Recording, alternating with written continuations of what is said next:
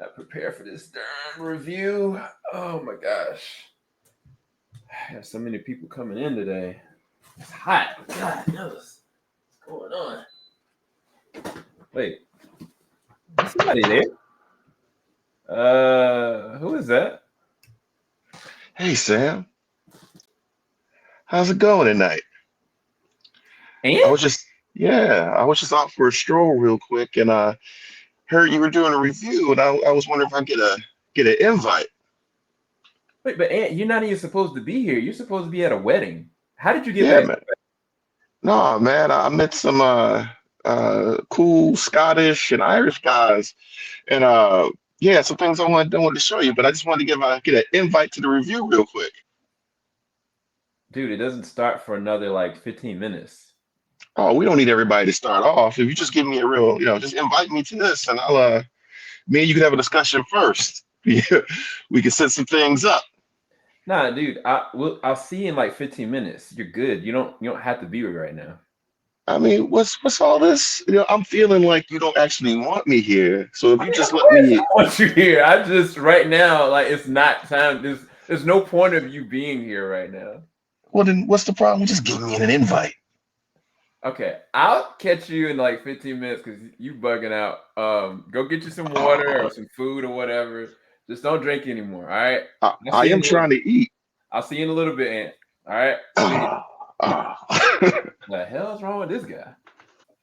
Ladies and gentlemen, we are here to do a spoiler discussion on Michael B. Jordan, Ryan Coogler's Sinners. So we're gonna go into this.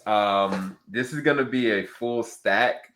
There's a lot of people here. I'm just gonna introduce everybody here. First up, we got Jarrell's Alexander. What's up, dude?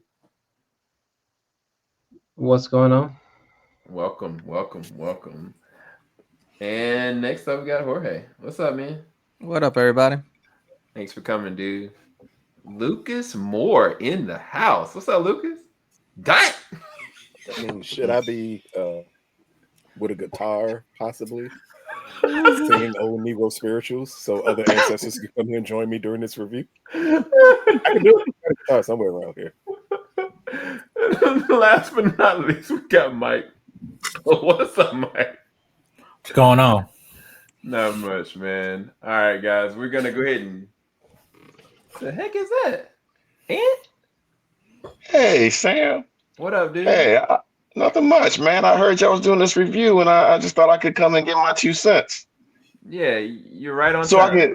No, thanks, man. But I need an invite to join because I feel like I interrupted y'all flow. Yeah, you kind of interrupting the flow right now, bro. Like let's go ahead and kind of get into it. All you guys, we already know this is a spoiler-filled review. So if you have not seen the film yet, go and check out the film Sinners.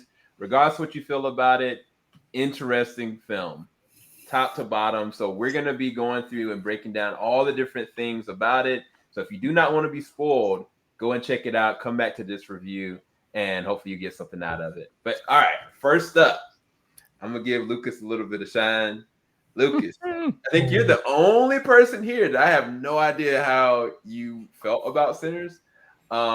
Everybody else, I think I've kind of talked to briefly. Well, universally, most people have said they thought it was pretty decent, if not great. But Lucas, where are you at with Sinners? What were you going into it versus what you saw? Well, I went into Sinners expecting a period vampire film because again, they've been pushing this for the last 2 years that this is exactly what Sinners was. So I'm not going to say coming into it you don't get exactly what you expect to get. My issue is very simple here. Sinners has so many grand ideas of how to reshape a period vampire film for an African American audience, and almost none of those ideas are executed. Instead, Sinners is a type of film that you give an A for effort, and that means is you can ignore execution, plotting, some performances, not all, definitely pacing and story, and just say, but at least this attempt was made. So even leaving out of Sinners, all I thought was, well, that's a good attempt, but the movie's not executed well. And that flaw just goes to, I don't think it was a concrete idea of exactly how to present vampire mythology in a film that you want to focus on cultural relevance of a certain time period. And I think those two elements of the film battled each other up until you get vampires shoehorned in it. And by that point, you can almost check out. Matter of fact, you could check out 10 minutes into this film and you kind of know exactly what's going to happen. But by the point when the vampires come in, at that point, it's literally just kill them all and just hope that you're entertained by the end of it. So for me, for Sinners moves like a traditional horror film in every way, shape, form, or fashion, and it's not necessarily executed well when it moves as a horror film, if that makes any sense to you. As a period drama, it actually works better. And then you would hope that because it's so or surface level focused on culture, that you could have dug deeper into it and pulled a different mythos for vampires that is more reflective of the people that's in the movie. Because for the African culture, it's a completely different point of view for vampires. So it was weird to go with the European side of it, except for, white people catnip. And that's why they went with that side of it. But if you wanted to just do something different and pull together a film that feels more culturally relevant to the Africans in the film, you could have went with it in a completely different way. So again, I give it an A for effort because it takes balls to even spend an unnecessary amount of money on a film to make. And then have these grandiose ideas of how you're going to execute it, and have them ideas fall short. Okay, but at least you attempted it, and that's something you don't get to see from anyone but Netflix right now. So Warner Brothers gets an A for effort for attempting it. The movie's not good, but you'll get an A for effort for even attempting to put together this type of movie. So it was something I wanted to pinpoint when he was talking about the mythos when it comes to this version of vampirism in general, because I think that, like, for all of us, there's different elements to how they interpret it. And I think it starts with Remick. First off, I love the actor. I think Jack O'Connell is a great actor. And he does some really interesting things in this one where you play it by numbers. You're like, oh, he's a white dude, procreation, like I know where this is going to go. But then they go and do certain small subtleties, whether it is him repeating the same exact prayer that Sammy knows towards the end, whether it is him letting them know, like, hey, the Ku Klux Klan were planning on killing you anyway. I just want to go and make you free. But I think even deeper than that, like how he actually turns, why he hasn't turned more people in general. And I think the mythos for this is very different, but very specific. So I kind of wanted us to kind of break down like Remick as a character and how they use vampirism in this context. And then also to what Lucas is saying, like, there was an interpretation of what these things are. And so I don't know, I think I hadn't heard anybody in any discussion talk about the vampirism side of how Ryan Coogler wanted to handle it in this story. Because I think that there was a purpose behind it from the story standpoint. But I also think that it was really interesting and unique. Some people did not like his interpretation of vampirism in this one. Some people thought it was really engaging. So I was curious, you guys, if we can unpack it. I thought that. Well, I love the film first off, and I feel like what Ryan Coogler brought to vampirism is kind of there's like a wafting of like God, what is that Tales from the Crypt? Oh yeah, Demon Knight with Billy Zane, or there's a bit of a wafting of From Dusk Till Dawn from Robert Rodriguez, but it's almost more so in a way this big drama, was it like 1932 Mississippi, right? And kind of like putting those together, kind of like in the way that Hereditary is really just a family drama that just kind of slowly weaves into like the cult and like, you know, demonology, right? Sort of a similar thing here. So God, I'm forgetting your question, but I did love the film. What was your question? It was the vampirism. Oh yeah. The vampirism. I thought Coogler handled it well. I mean, I kind of see what Lucas is saying, where it's very familiar, but at the same time, I was telling somebody else during my screening, like how far can we really step away from like vampiric tropes until like it's not vampire anymore, you know? And I think it just works for this story, you know. It kind of seems like a From Dusk Till Dawn situation, but you know, by the time we get to the epilogue, during the credits, it's like it's a very different thing. I felt he brought a different. I thought he brought a distinctive, unique feel to his vampires, and the storyline in the film. Personally, and I think it stands out more than like say like Nosferatu, which I loved as well, and which is also very different from most traditional vampire movies that you'll watch. So Yeah, and I mean, like I said, Remick is descending from Scotland, right? But then when you look at if I somebody think it's gets bit, Ireland. If you don't mind if I chime in real quick, you just let me have a little oh, say in this matter. and is that you? Yeah, and I just thought I'd come in real quick and talk a little bit about like there's different cultures of vampires, but I wanted to talk about it, but I didn't want to step on Jarrell's toes. You don't mind if I come in real quick and piggyback on what you're saying, right?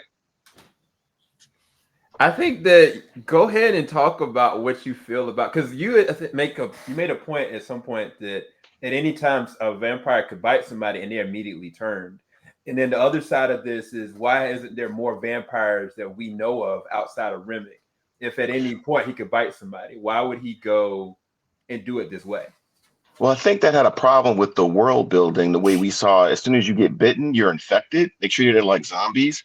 And while we did have some stories like that, the vampire mythos has kind of evolved to like, if that's how you fed, there would be like thousands of vampires in days, right? So usually they went to like exchanging blood or some kind of ritual to turn.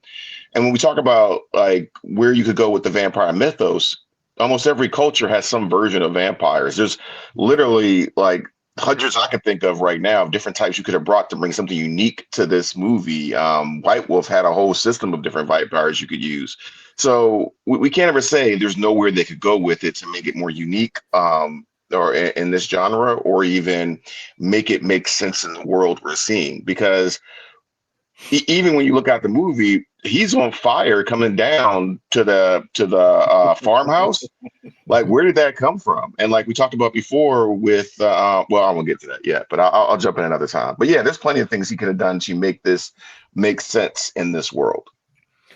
Yeah, and Mike and Jorge, I want you guys to respond as well because I mean, one of the best scenes to me, was, the musical number and how that attracted Remick, but even more so, like the aspect of music and blues and how that kind of connects. I don't think I've ever seen it interpreted like that in any horror genre.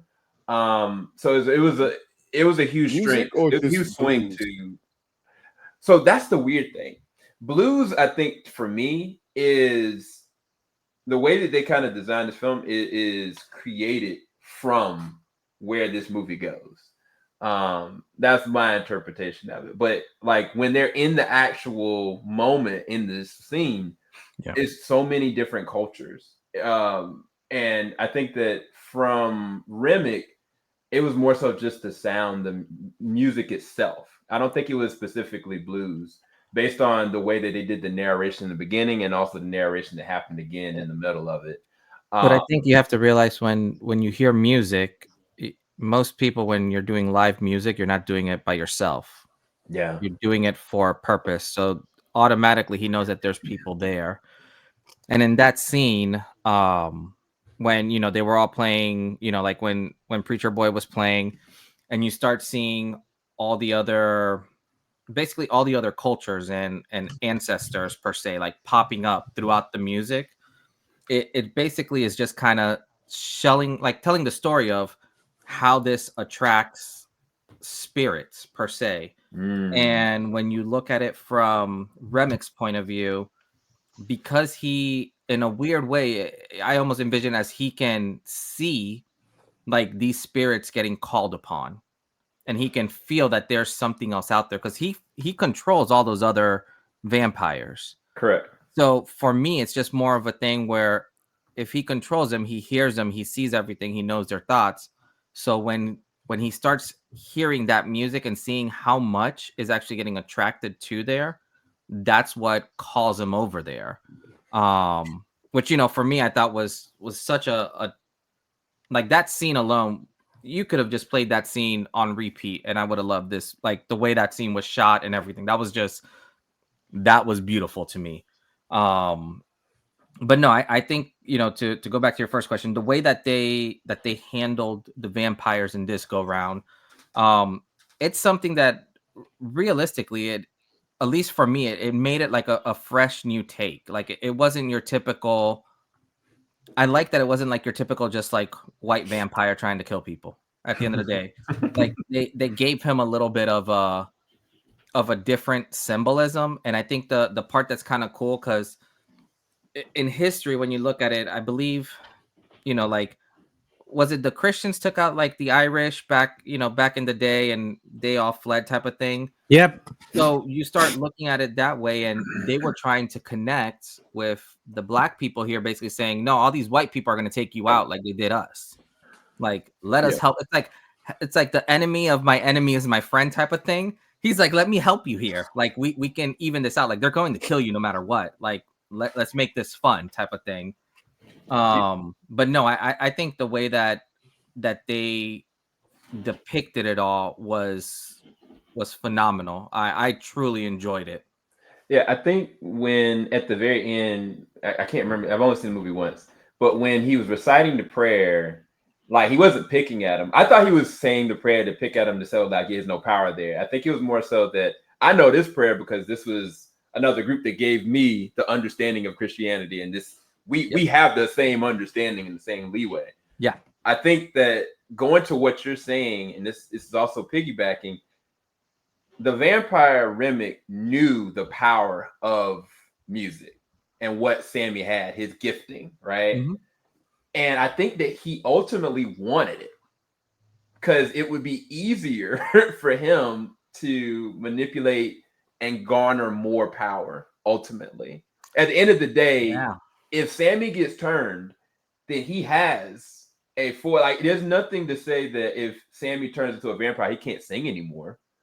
I think that it was more so for me is that like, shoot, like I could go ahead and turn you, but like, I need you to go and do this kind of thing. And it's weird because at any given moment, he could have just bit Sammy and turned him, but he didn't. And that's why I was like torn as to why he didn't. And again, I've only seen the movie once, but that's why I wanted to get you guys' perspective because there's a clear distinction on what Remick's abilities are, which are very vast. Like the man can fly. He can bite anybody any given time. Very strong, self-healing. It was weird. Like even the way that they get wounded, the wounds are still there, but they keep moving like zombies. They don't self-heal technically, but he did. So anyway, Mike, did you want to piggyback off of the music aspect of that and also add anything more to vampirism and Remick in this? Yeah, well, like with the music element to it, I felt there was, as the title going to it, Sinners, right? Songs bringing spirits, bringing tying to that, which goes into that whole scene with the one panning shot, which again is that's a filmmaking 101 there. That was a beautiful shot there, but on a vampire elements of using things to lure people in, right? Sometimes in vampire lore is their eyesight, just looking in their eyes, the luring them, but then it also be music, right? I feel like with certain elements with that, that's where kind of like the temptation, the Bible verse they were saying in the church before, he got picked up by Smoke and Stack, talking about temptation, right? Something that can lure you in. Music can lure you in, stuff like that, right?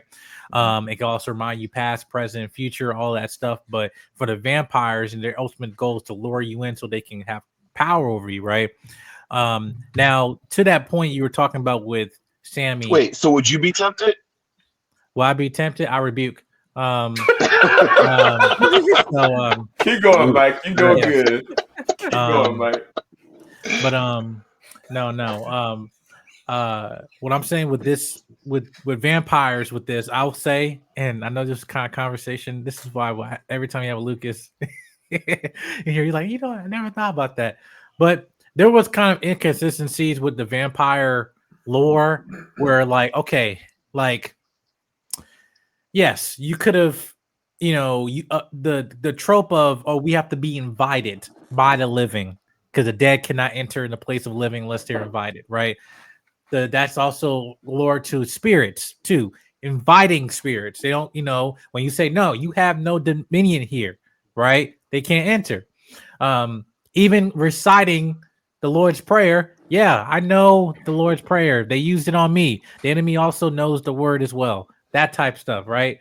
That was interesting. However, so wait, hold on. This is a really quick question. This is for anybody to answer, but keep going, Mike. Do you think Sammy was protected because he was a man of God? No. Because No. the only reason why I asked that question is because that's actually a good he was point. scratched by Remick. Because his easily been dad snatched up and bit at any given time. Right. In the very beginning. Go ahead, Jorge. No, his dad being a preacher, I mean, any Christian person would you always pray a hedge of protection.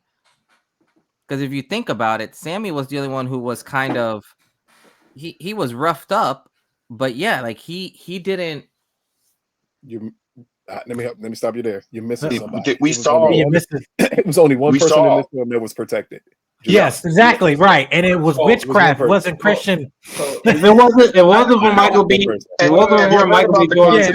It wasn't. Hold on. I know Michael where B. Jordan's the only. I was gonna say the same exact thing. Michael B. Jordan's character Stack had the pendant around him. No, smoke. That had it around from his person that he loved. He had that the whole entire time up until he took it off. I'm just saying, from an interpretation standpoint, it was just fascinating to me because you could look at it okay, these two brothers said they were going to protect this boy. They promised that to his dad beforehand. We're going to protect him. We're going to keep him safe no matter what. Yeah. But I'm just putting that out there that it's very interesting.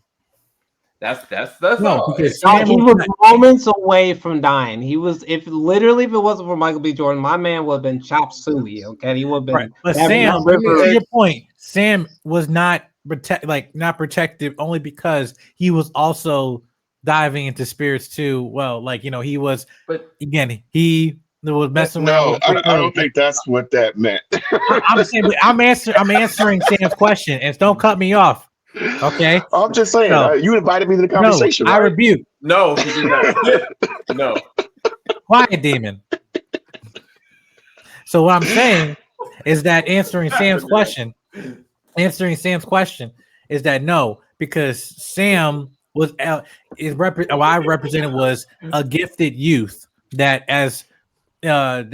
people that are gifted in terms of anything of God's anointing on them or anything like you want to call it, that they're going to be targeted.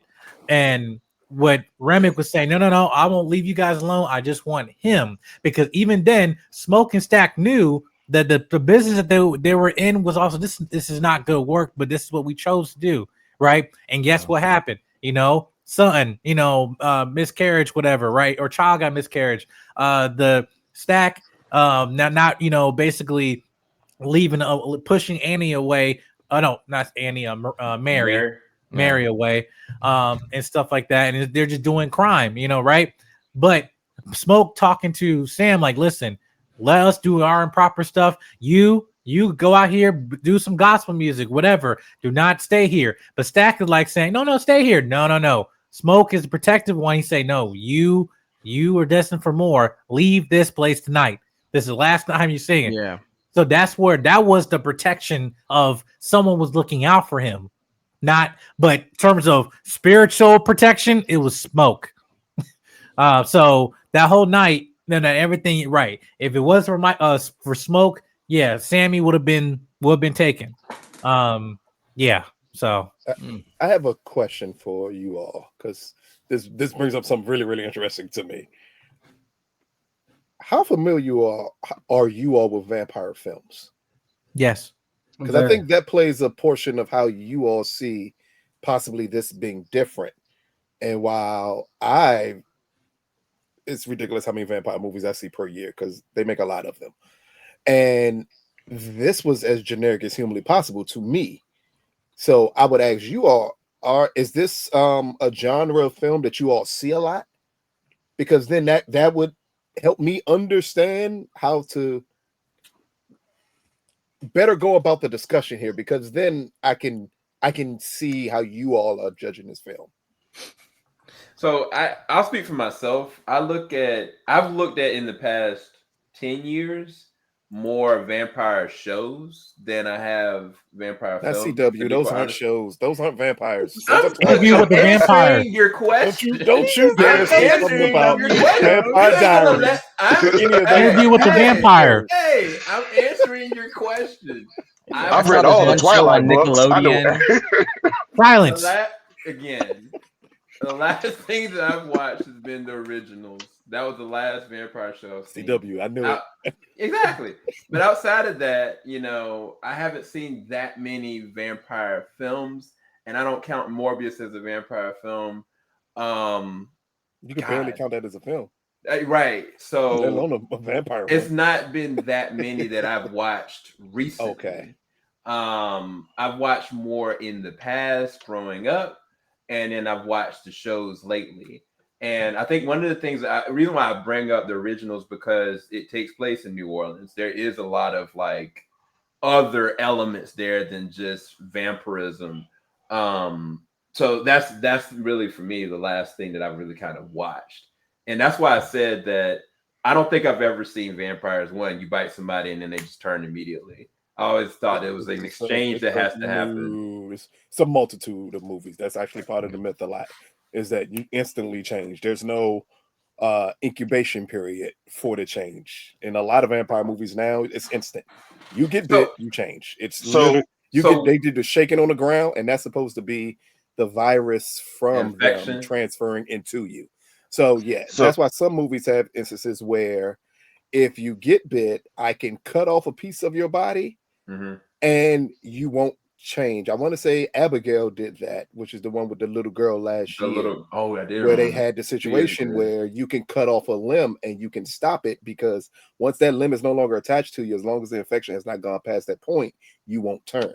So all of that is part of it, including music. That's why I asked earlier also about music. Music is really a part of vampire lore, because vampires are supposed to be as gifted in music as they are in anything else, because it's supposed to be the Pied Piper effect. Where I lure you in with music, and that's how I turn you. So that's where in a lot of vampire movies, it'll be like slight humming, and someone will go around looking and see what that humming is. That's a little music for the vampire to lure you in, for you to get entranced by them. And then also the turning part of, normally, as Mike brought up earlier, they can look at you and trance you, and immediately you'll do whatever they say do. That is Salem's Lot did this past year, that came on HBO Max, that was adaptation of the Stephen King book, where they did it where the vampires could look at you and automatically they can draw you in and you would not change. So for me, the elements of the vampires in Sinners is the weakest part, because that's the part where you can actually attempt to change a little bit. Malik here literally moves like every vampire I've seen in any bad vampire movie.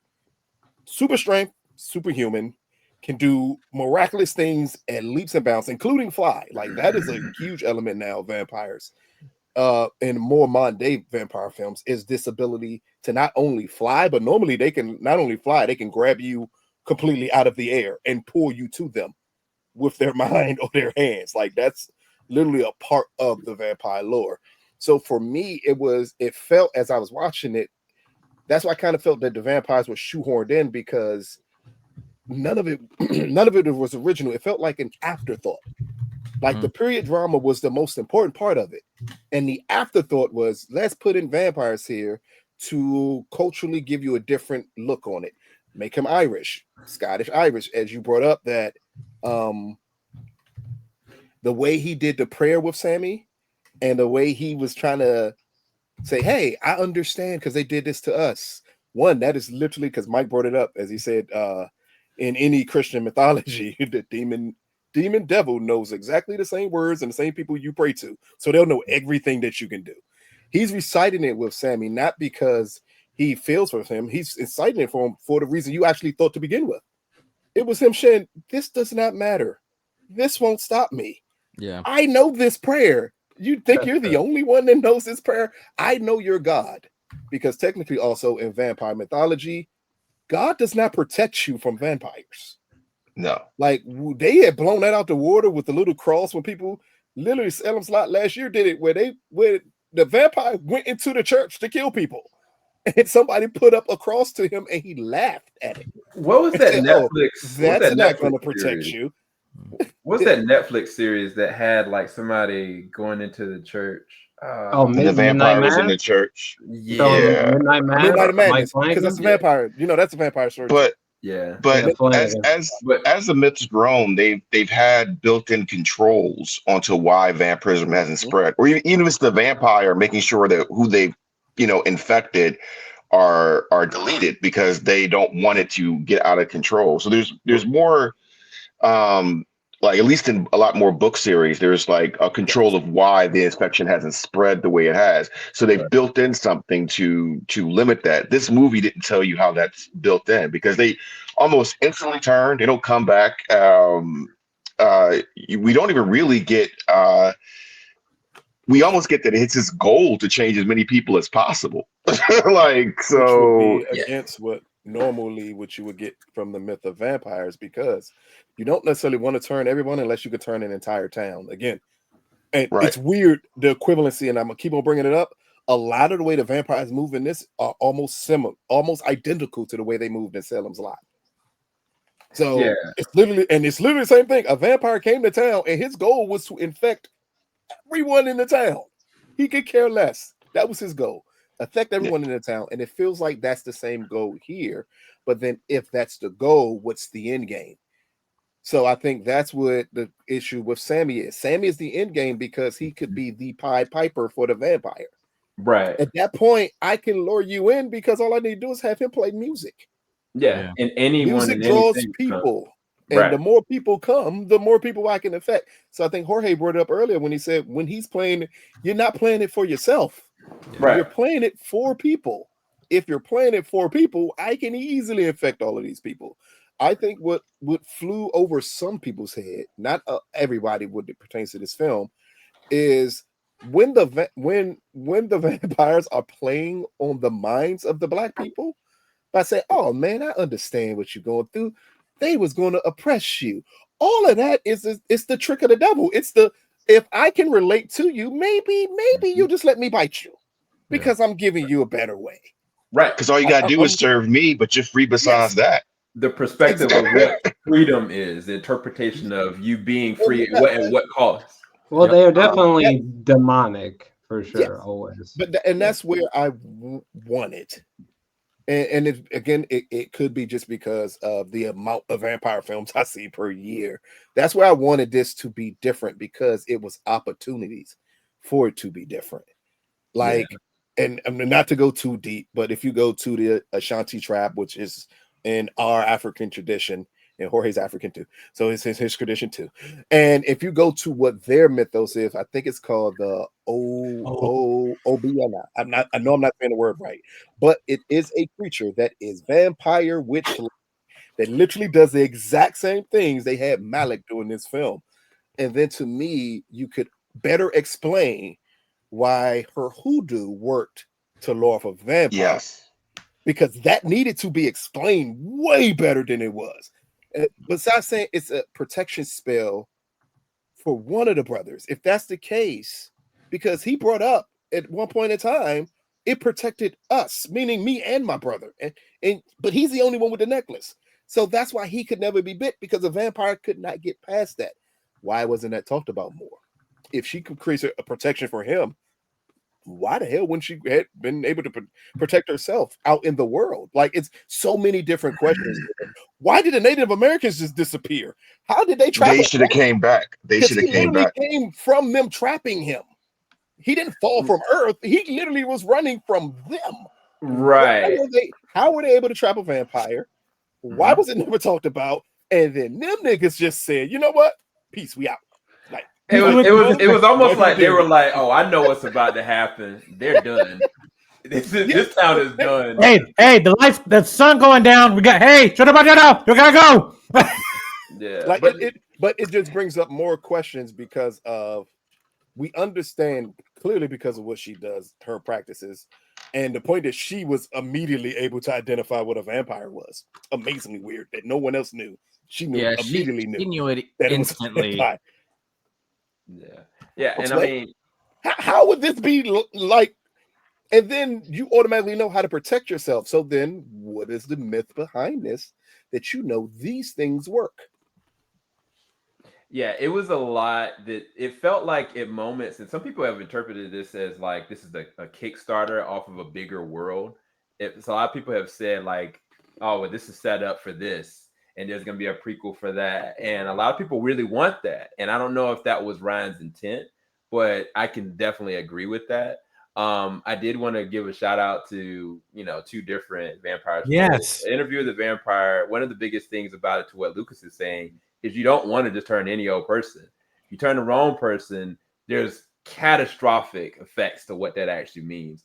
And then, with certain vampires, their abilities, you still don't even really know the depths of it. So I agree with that. With Nosferatu, even the way that is and how things are turned is very different as well. So I will give those two a shout out, because those. And check out Abigail too, because Abigail is also in that same vein of explaining that her dad literally is the head vampire, and literally he was killing people before turning them, but he turned certain people that benefited him.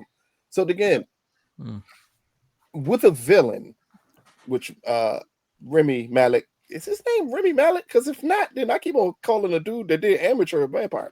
But he does look like his name's Remick. But Remick. But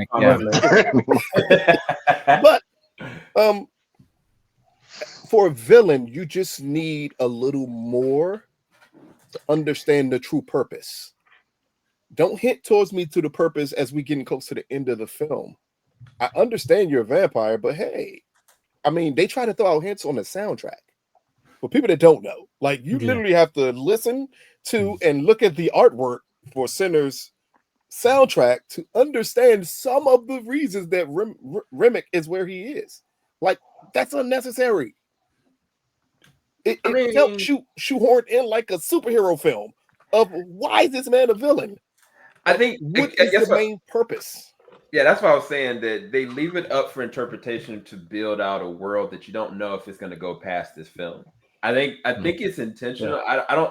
I think that he left those breadcrumbs for people to actually find, because he knows for a fact, from a talking standpoint, people are going to still keep talking about it. And they technically are. Like, I can't tell you how many people have like, oh wow, this one pinpointed thing, like at the moment at the diner, this was his long lost love's like name, like small little things. Like, there's somebody, I think Mike was bringing it up today, like, hey, when he's sitting there talking with Mary and Smoke at the end, like, you don't see his reflection in there. Like, intentional stuff like that, I think is sprinkled throughout it. But it's kind of like, again. Now, question: do you think? I'm thinking about this now. With Remick dying, is Mary now the head vampire? Because he changed her first. I mean, if you call head as the only person that survived, like, Stack was created by her. So also we haven't got to Mary, because that's also one of my negatives. No. I would say this, Jorge. There's no succession plan set up with the way the vampires move in this movie. The Yeah. moment they took it was weird too. They took away the head vampire dies and nobody turns back. That's cool. But then why, when the head vampire is hurt, They all does burned. everyone feel it? Like, Yeah. what's the connection then? Because Yeah. that's the key part. And is he the head vampire there? Because we all know just because you're the head vampire in one place does not mean you are the only vampire. That's humanly Very impossible. true. Someone There have been possibly turned you. So then the original vampire will be the one you'll be looking. Again, it's nothing to set up that that she would be the head vampire, and it's nothing set up that the world wouldn't be full with vampires, because how the hell are they living for that long and not eating? Right. That's the point. Like, you'd have to every they would have had time. to turn people, or So just they made it like a murder them, zombie plague. not to That's why you turn have to build into something into lore that limits them. And even if it's like there's stories, like, again, this is more books than movies, of vampires coming to the new world because the old world's already filled with older vampires ahead of things like that. So that could have been the thing. Came out last year. But that was literally right. kind of the story of that one too. Oh, what was that? What was that? The Mentor. Remember, Sam? That came out last year. The vampire on the boat. Again, when I say I watch a lot of vampire movies, I watch a lot of vampire movies. But that was one of it, is that he was a vampire coming to the new world because the old world was full of vampires already. Yeah. And again, who wouldn't take that deal, right, Jorge? I wouldn't. What are you talking about? I mean, I'm good. Lucas, you would take that deal, right? Immortality. Yeah. You can review movies to the end of time. You can, you can see it all. I've seen Age of Adeline. I don't want to live forever. Eventually, then I become Blake Lively. Then I get assaulted by a man on set of a film. I don't want any of that stuff. Listen, but I will say one thing I was fascinated with Remick about was, like, when on the trailers, you like, now there's some people in our community that are just are itching just for, oh yeah, the white man villain, yes, against black people, yeah, cool. Oh wait, white people during the early 1930s. Wait, are they Ku Klux Klan vampires? Okay, great. The black Michael B. Jordan twins going against the Klan, yeah. But this is the thing, Remick wasn't racist. Like, I think the part about it was like, but he was still representing a white savior complex. Not of like complex. You're thinking the wrong word. Not white savior. What wrong word? He wasn't the white savior complex. That's the white man who comes and saves everybody. He was Last Samurai or something like that. He's like he was that's how he viewed himself. Like, yeah, white catnip. I am your God in life. He was white catnip. White people catnip. You put white people in films in evil positions against other races, because then other white people feel bad and they go see the movie. So I call them white people catnip when you get those type of characters. It's not a bad thing. It's just understanding the way that you play on racial tropes to draw an audience in. That's all they did. And then you get to see the movie and you realize, wait a minute, vampires couldn't be racist. No, because why would they care? Yeah. Black blood and they don't like get black people like, ooh, he tastes like chicken and watermelon. I don't want him. Like, no, it's blood. That's all they care about. It's not a racist thing at all. But it was set up that way. But they still managed to give you a Klan shootout for no reason by the end of the movie. No, not no reason. It was a promise that was kept. Okay. So I did want to go and bring up Mary, Sammy's choice. Mary, God, you might as well get to Mary, because that's what everybody's here for. Mary, right, Jarrell? Everybody's here for Mary. Everybody's here for Mary. Wait, what? we might be, but we're here for very different reasons. I love this character, so that's why I'm here to talk about Mary. Yeah. I love you too. By the way, Lucas, I did want to speak to something that you brought, because you brought up an excellent point. Not that I agree at all, but an excellent framing with you're saying like you watch like a high volume of vampire films, and this one is kind of no different from the ones that you've been slogging through, and that's that. Fair take. Again, I feel very differently. I've watched a nauseating, disgusting amount of vampire films in my life, but I would be lying to you if maybe if I knew your opinion beforehand, I could have came and thought about like vampire films I've watched over like the past decade, say. I cannot specifically answer that, but I will say the amount of vampire films that I've seen that were shot on IMAX 70 millimeter from a director that I enjoy as much as Ryan Coogler, from a composer that I love as much as Ludwig Göransson, who I thought did wonderful work here. From a lot of the actors and the line deliveries, the betrayal of what we see. For me, a lot of this was very, very enjoyable personally. There are definitely like lingering questions, or maybe just honest to God mistakes narratively, which are inevitable for any film. To be fair, there are certain lingering questions or possible plot holes that are fun to talk about. Some you brought up that I haven't even thought about yet, but I don't have any real substantial issues there. I'm not gonna lie to you. I really don't have any real substantial issues with the film. I found it to be wholly enjoyable. But to Lucas's credit, he did bring up some excellent points. I think that's important for all of us here when you go into it, because it Yeah. would be equivalent to if I was to try to, and I'll use Jorge as a perfect example.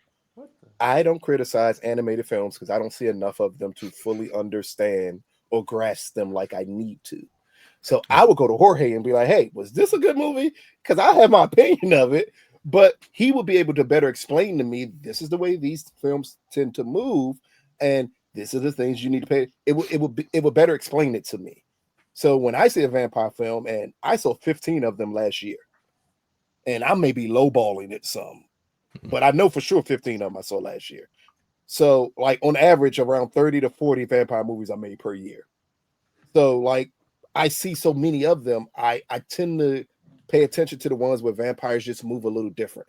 Nosferatu is one of the reasons why I love that movie, is because that was taking a classic premise and flipping it and giving you something different. And I said, Sure. wow, I was hoping going into Sinners, and this is not a situation where I thought bad about Sinners from the jump, as I think Sam and Mike can attest to from us seeing a preview of it in CineCon in 2024. I was hyped for this movie because I was thinking you're going to do something tremendously different and involve vampires, and I'm here for that. And then he just shoehorned in vampires, but he gave you a better historical piece, leading up to the kill box. If you wanted to see the other movie, like you wanted to see the movie if those characters continued on without if you would have focused vampires. on just the juke joint and then gave me spirits instead of vampires, and then dug deeper into the African culture of what that means and her hoodoo and stuff like that, to me, you have an amazing movie. But you went the other route, which I have no problem with, but then put as much effort into your vampire element as you did to the other story. And then I can be overly invested. I wouldn't give them if you added 30 minutes to the movie. If you got to do that to make it narratively better, I'm all for it. So you wanted more like vampire mythology, or like more vampire scenes? Is that more better mythology, because you went the cheap route with the mythology here. So go dig deeper into exactly what the vampire mythology could mean, and have it move that way, and then you can explain other characters better. You explain why her hoodoo works, why it works on vampires, why this is something that is deeply rooted in the Black community, especially in that time period. Like that is something deeply rooted that we leaned on those type of doctors and those type of things more than we did on any other thing, especially in poor Black towns. So if you focused on that a little bit more, you'd be like, wow.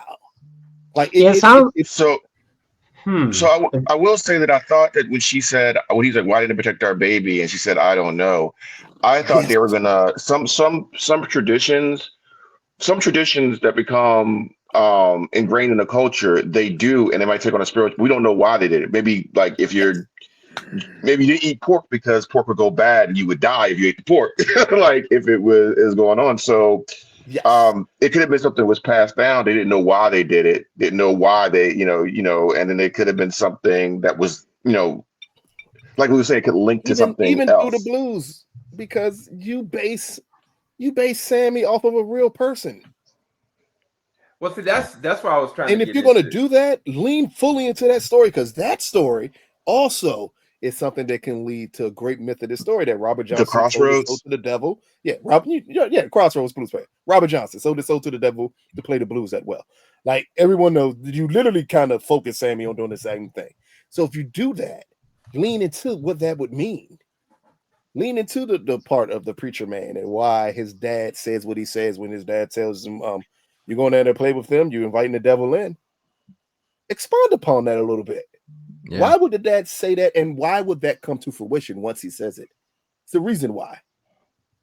And don't just throw it out there. Oh, that's just a little warning.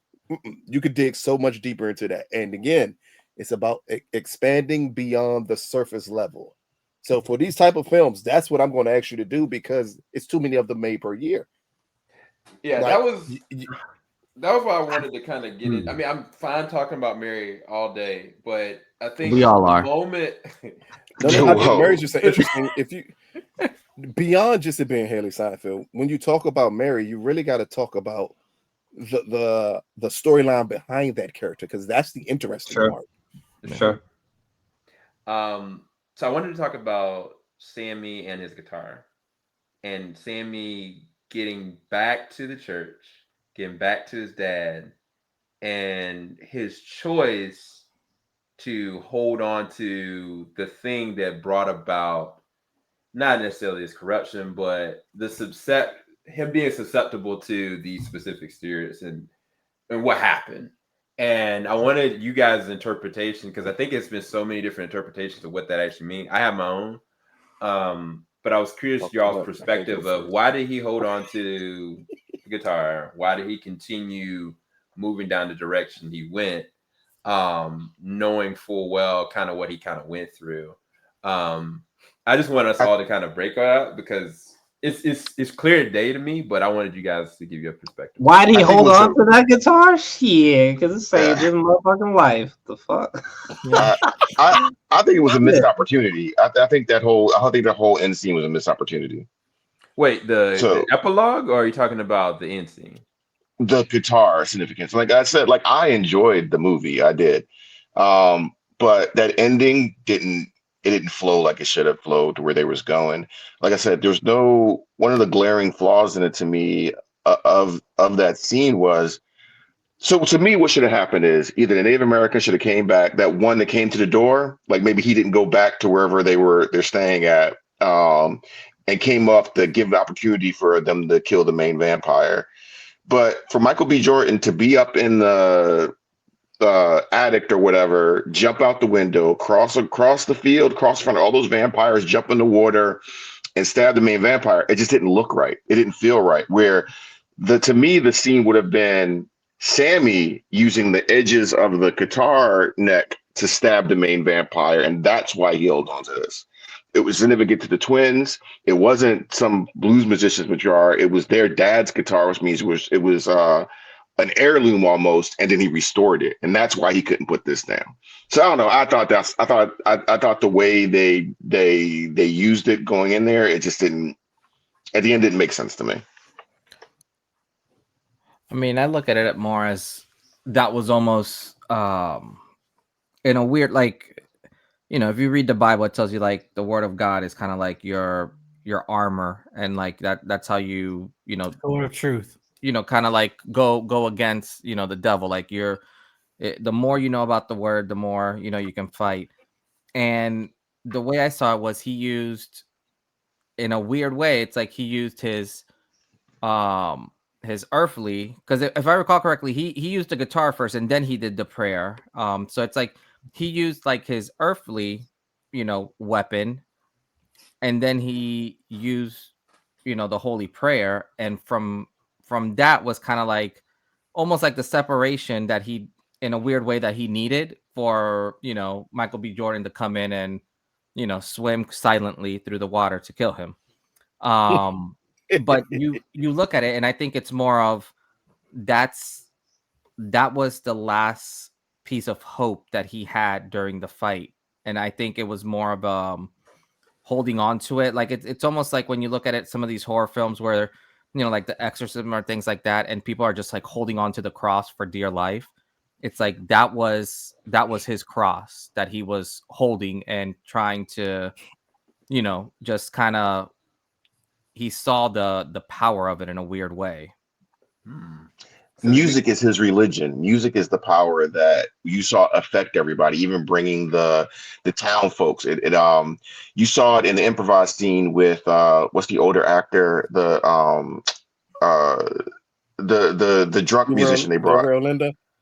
Yeah, when the scene where he processed his pain and connected to his pain through it, and even saying, "Hey, boy, you got the guitar back there, right?" Dealing with a trauma, right? So they were showing the power of music, how it connects to everybody.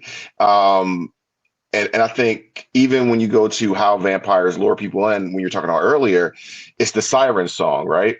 So even the main vampire was trapped. It was degrees of freedom that even though he didn't have to live by society's rules, he was still trapped here. He felt disconnected from his people. I think that there's a concept. I don't know if they took it, but there's a concept in a lot of vampire mythos is that it's not the relic or the symbol, whether it's a cross or whatever that's protecting you. It's your true faith. It's what do you put faith in? What do you put your wills in?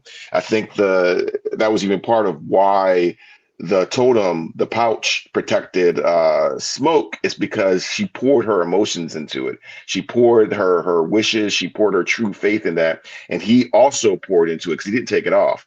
So I think that's what we were seeing with some of these elements of faith and protection. See, this is exactly why I wanted to ask this question, because y'all are all coming up with some really great things. Mike or Jarrell, did y'all have anything? Well, why he didn't let go of the guitar? Mm-hmm. Yeah, no. Listen, that was the only thing where he hit, what you want to call it, the demon or devil, with that guitar. That the very thing that his father told him, to drop it. He's like, I can't, because I seen the devil. That's what I'm saying, and this protected me. And I don't. Again, it can also go in a conversation about even within the church. It's just like saying, I know what you're telling me, what's the enemy and everything, but then this is what I've experienced. I've seen the devil, and then this thing, my talent, this what gave me, this what saved me, right? And Michael B. Jordan. But the point is, well, what I felt with him not letting go of that, and again, it's just like that's his protection for life, even when eventually it returned to him, which was Stack. He's like, no, I already see enough of this world. I'm done. But still, I have the guitar. In a weird way, it also is. It's him showing where that guitar lands in his priority list, almost like his spiritual sense. Because the whole time, you are right, Mike, because you said that his dad even told him to let go of the guitar, and you kind of, in a way, it's almost like him being defiant of that and showing his father even coming in how much music means to him. So this is so interesting because I've got a completely different perspective. Let your rail go. Well, I was just gonna say the guitar thing. I mean, it's funny that there is a lot of different ways to interpret it, but it's maybe the guitar is just it's just a symbolic thing. It's just like a reflection of his inner self, or his soul or something like that. There's so much of him that's in the guitar and the music, and reversed in real life. I think I learned this kind of late, but in real life, the film is partly based on it's like an uncle or something for Coogler, who was into blues music and I believe playing the guitar, who had passed. And so this movie is kind of like a tribute to this family member, particularly from a blues standpoint. So there's that too. Maybe it's his, his family members kind of imbued in this guitar as well. There's a lot of ways you can kind of like tear it apart, I suppose, in a way. Kind of like the semblance of like the guitar with the Last of Us universe, right? Kind of a similar thing there.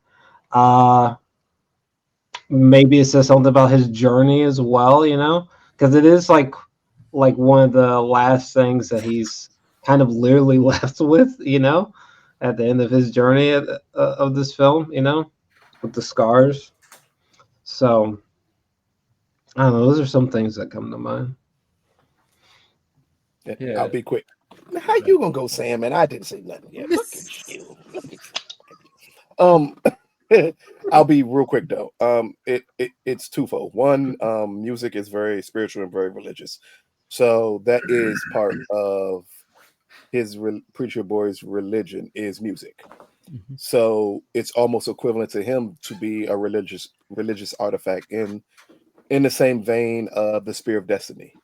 And I'm pretty sure you all know what that is and how powerful that could be to somebody. Also, on the other hand, with him, music was and is his bypass.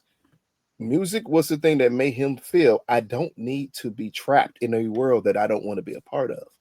So him getting back to the church and his father telling him just to let go, it echoed to him, let go of your dreams, let go of your hopes, let go of the life you would love to live, and stay here.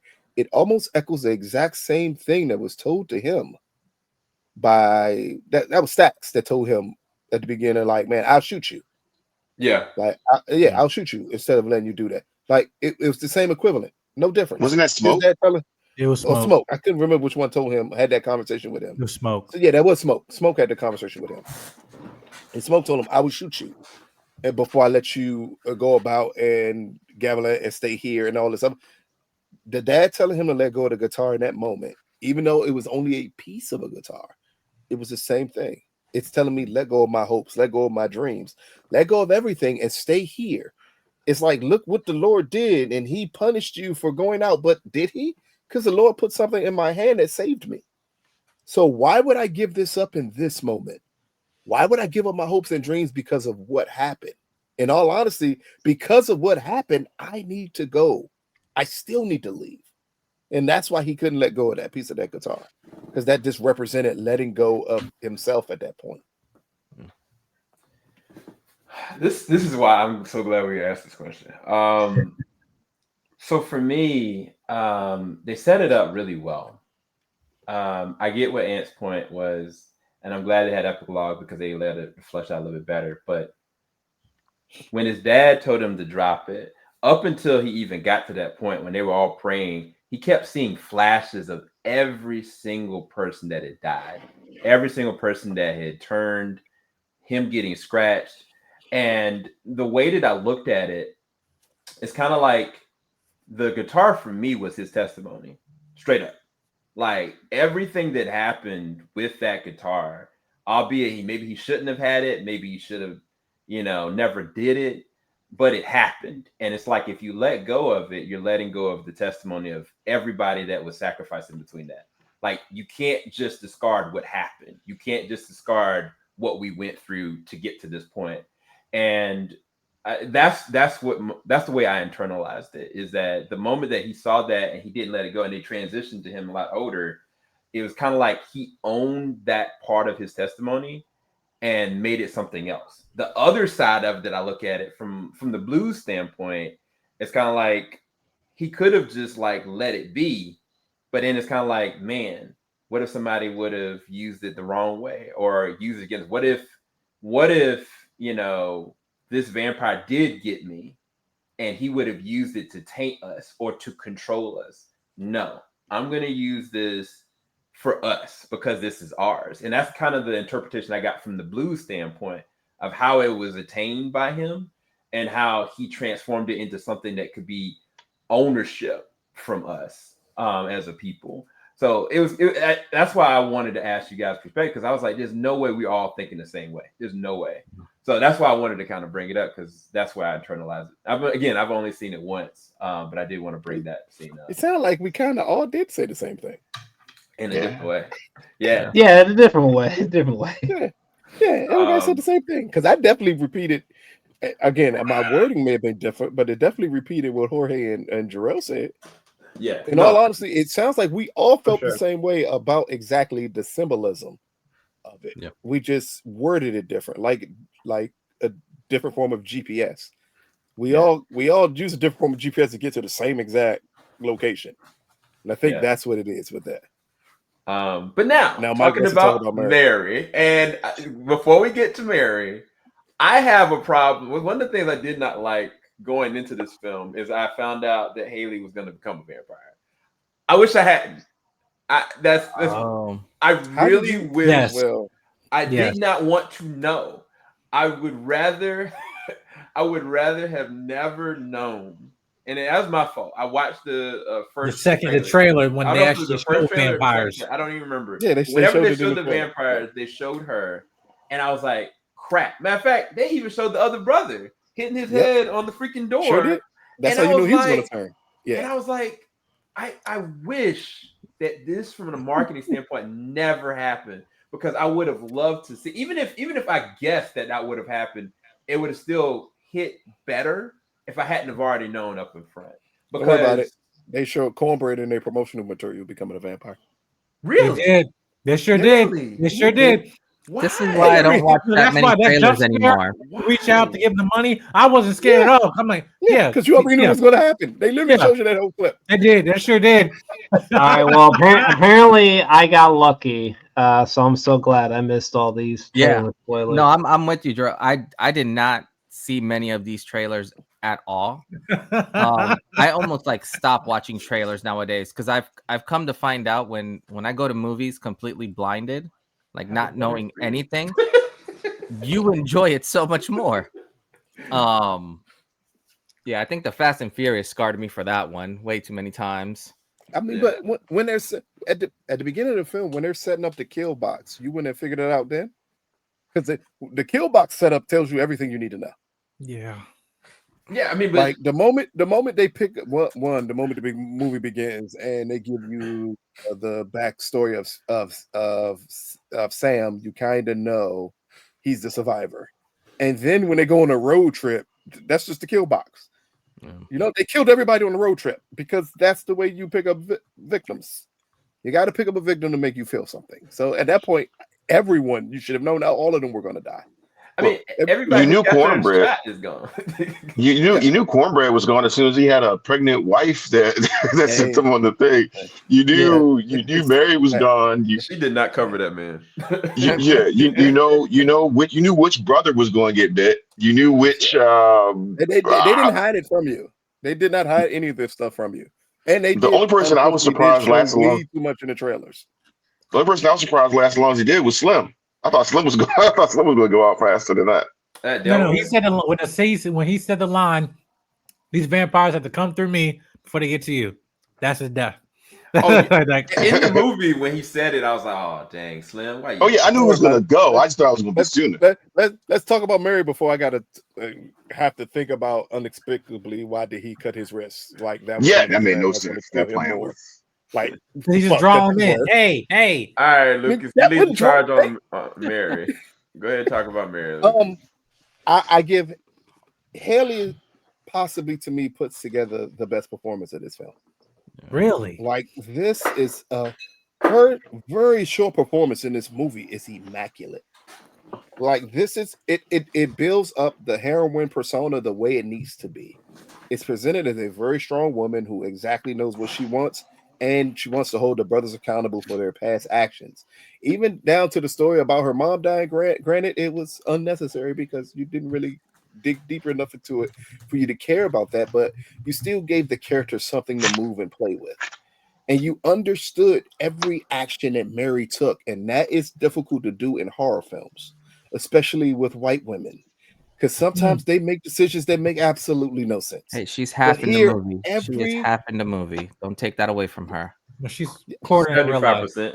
Well, technically, she's life. not. In the movie, she's like 25%. 25, yes. Grandpappy is. I can relate. Matter of fact, I can't even say in the I can't even say in the movie she's 25% because again, beautiful casting decision. She's literally 25% in real life. Her grandfather is black. So it fit for them to make her this character, perfectly fit for them to make her this character. And I just love Mary because her dialogue feels so unique and so real. Everything she says out her mouth fits. I absolutely love the character. I think the women characters are the strongest elements of this film. And she just it's high. I loved her in this movie. Absolutely loved her in this movie. Up until she decided to turn her back to the vampire, he flew past her. Like, bitch, his eyes glowing. He had teeth.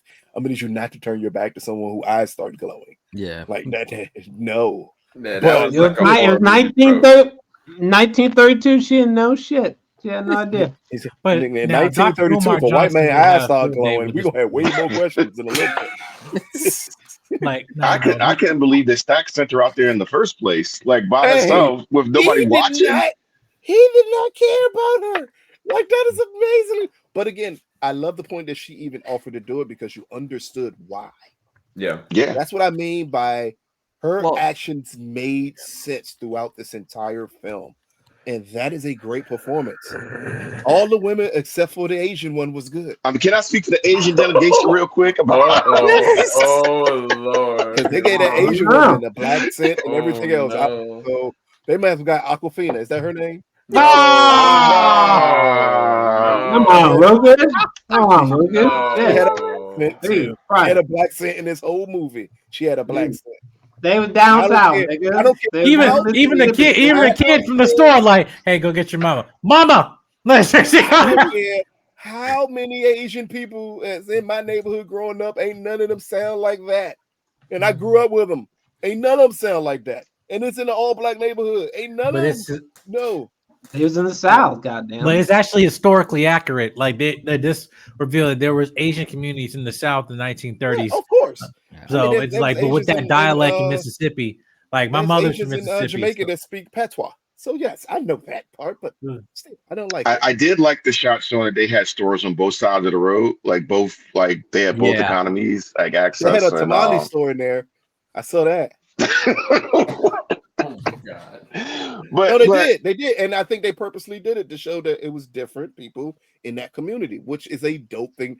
Again, sometimes a little symbolism works wonders in a film to show, like, hey, it's different races, different people, and in this town, everyone's represented. Like, that's a good thing. I didn't say that like it's a bad except thing. for the Latinos. And it was accurate. It was historically accurate, which is kind of very weirdly connects to Robert Eggers. He has like an obsession with historical accuracy, and it's definitely imbued in Nosferatu. And I don't know how to put my finger on it, but the daughter that was running the store and had such an adult role, it seems so genuine. It's hard to put not a label, but like I don't know the way they had her portray that role as a daughter. It just I was like, oh, that's real. Oh, it's completely authentic to the time. I just didn't like her because the Asian people. Now I don't know if sorry. So hold on. I'm gonna ask you this because this is the real question. It's not amount of the character herself; it's her decision. Is everybody here down by her decision in doing the way she did it? No. We're supposed to be talking about Mary. How did we jump to the Asian lady? Right. What are we talking about? We're talking about Mary. Man. That's you brought up the Asian lady. No, we just brought her up as a point of me. Name is Grace. Her name is Grace. Look here, she's the Asian Grace. lady. I'm not giving her a Grace. I'm giving her no.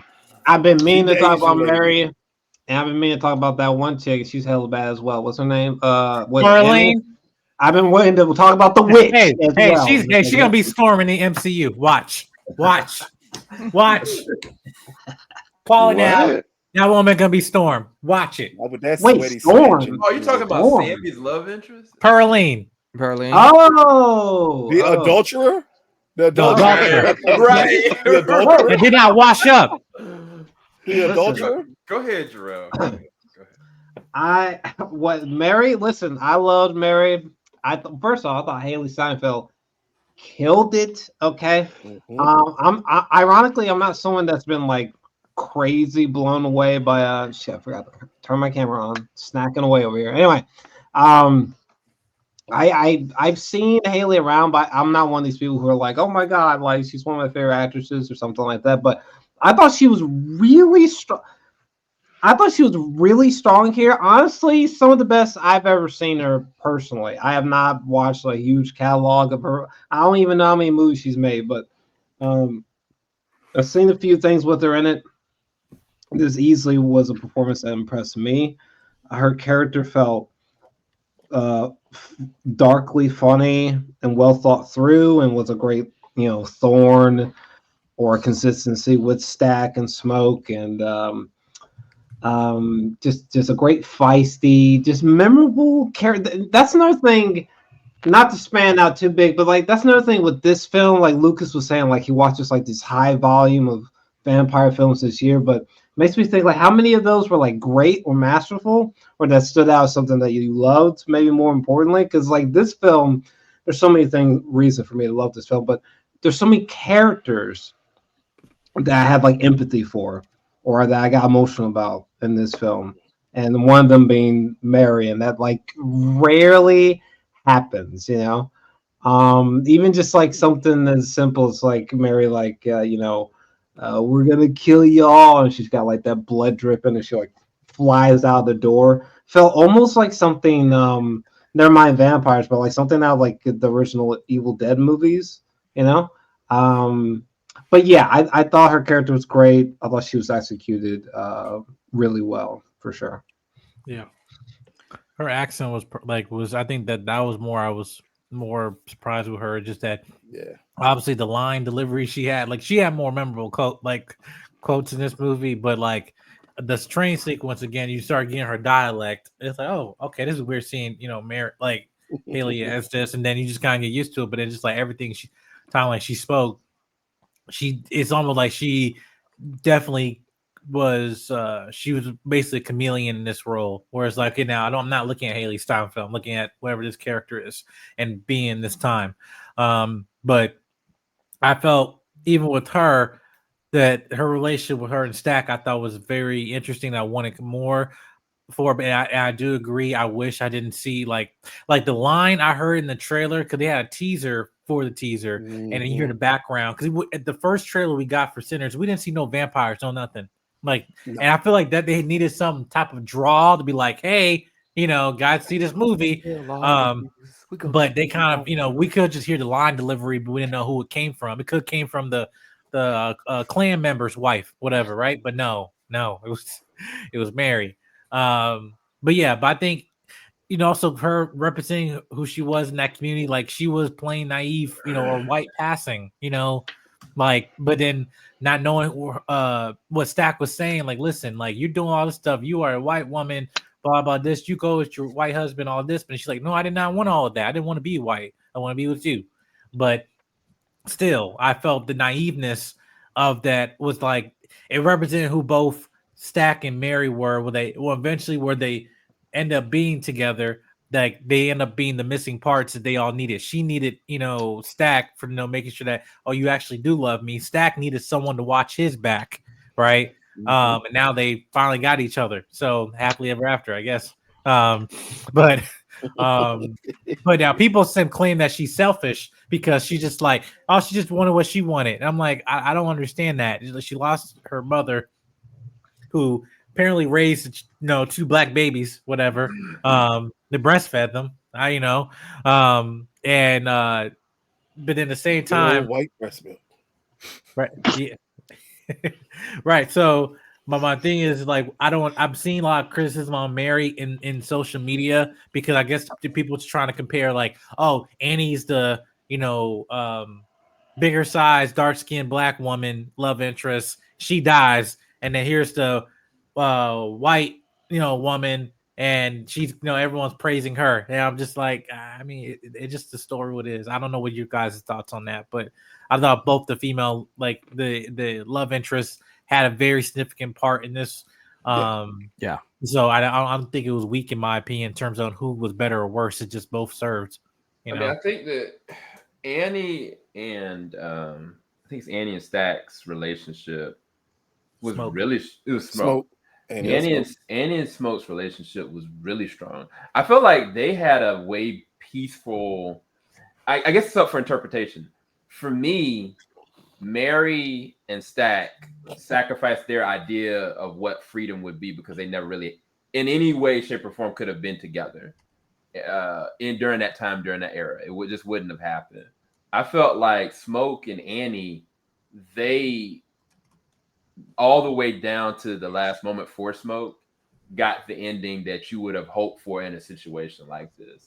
I thought I don't know why people interpret it like that. I thought that Black Twitter. Wunmi is amazing in this. Like Thank you. it's true. I forget Yes. I forget which one of you guys said it. Like the female leads, the two main female leads are the strongest things in this. It's built off of them foundationally in certain moments. But specifically Annie's character, none of them would have known what to do. They would have all been dead if it hadn't been for Annie. Yeah. And I think that what drew me to Smoke was Annie, honestly. I mean, yes, Smoke, I mean, to Michael B. Jordan's like credit, the moment that he was in the town with the little girl and kind of showing her, teach her how to fish, so to speak, how to negotiate, how to work. Like, I was like, oh, okay, he's a little different. But it was the moment that he came back and you got a little bit of exposition, but you understood foundationally their relationship. That was one of the strongest things in this film. And I think that how they handled her going out, I respect it. I was actually happy they went out like that as opposed to getting turned, because they got out, to me, the best. I mean, I look at it the opposite way with Mary and Stack. I'm about to say how they get They're out having the to- house. Mary and Stack Yeah. was living at the end. Yeah. They having to suffer through life being like that for the rest of their lives. It I mean, didn't- they it wanted looked that like- freedom. They what didn't show wanted. any kind of They was suffering. suffering. They're not, but that's what they wanted, right? He had on a Coogee sweater. He had She was dressed like every- snack on it. Yeah, she was dressed like every white woman with black babies. They looked like they was living a good life. They And they had money to pay $200 for 15 minutes. I hear you, but at the end of the day, they're damned, and it's kind of like that's Until they're done. That's the sacrifice for freedom that they want. But I think that's kind of the difference between Annie and Mary. Yeah. Like the characters themselves as a whole. Like when you look at Mary, she basically, in a weird way, represented like temptation and like guilt. Because the whole time she was always talking about how no one went to her mother's wedding, or not wedding, but funeral. Like didn't even send flowers, so on and so forth.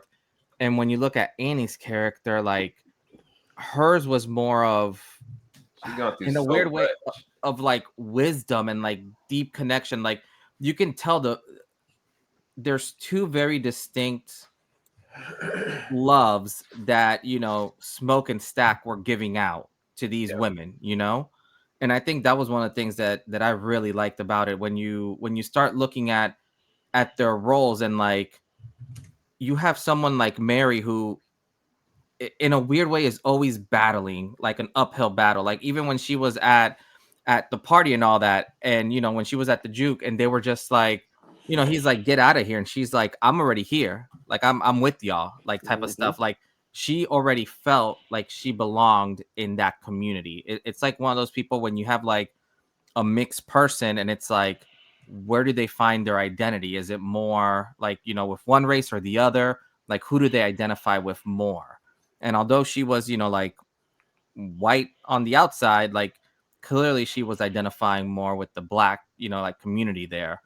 And then when you look at Annie's character, you know, for her, it's like this spiritual like person. Like even though she was like, obviously she's very deeply rooted, and I want to say it's voodoo, but you know, I don't know, because obviously I don't know Hoodoo. that. Hoodoo. It's and voodoo.